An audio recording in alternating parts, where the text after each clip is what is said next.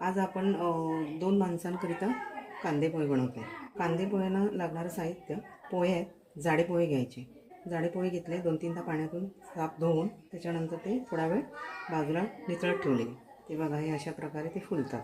ते कांदे पोहे करण्यासाठी आपल्याला फोडणी साहित्य लागेल. त्यासाठी कांदा लागेल, मिरची लागेल, कढीपत्ता लागेल, राई लागेल आणि फोडणीसाठी तेल लागेल. ही फोडणी झाल्यानंतर आपण त्या फोडणीमध्येच हे मिक्स करणार आहोत.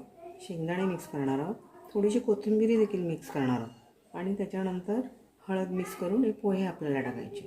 हे सगळं ढवळल्यानंतर त्यात थोडीशी साखर आणि नंतर मीठ अशा प्रकारे ते शिजवून घ्यायचे.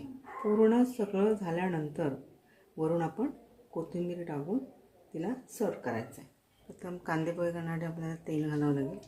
तेल 2 चमचे घातलेले आहेत. राई घालावी लागेल. 1 चमचा राई आहे. राई जरा तडतडायला द्यावी. राई तडतडली की कांदा घालायचा.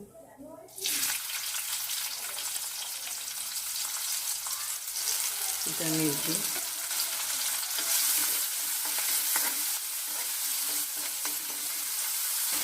चांगलं ढवळून घ्यायचं.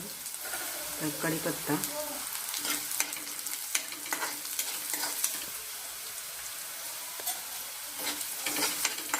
चांगलं तेलात फ्राय करायचं. ह्या कांद्यातलं पाणी सुकेपर्यंत ढवळायचं. नंतर मला ह्याच्यातच शेंगदाणे घालायचे. शेंगदाणे पहिले मी भाजून घेतले तव्यावर, कारण पोह्यामध्ये त्याचा क्रंचीपणा राहतो. थोडीशी आपण कोथिंबीर पण टाकूया.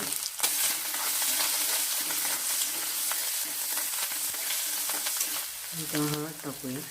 1 चमचा हळद घेतली. आपल्याला पोहे टाकायचे. गॅस बारीक करायचे. पोहे टाकून घ्यायचे. व्यवस्थित परतायचे. गॅस बारीकच ठेवायचा.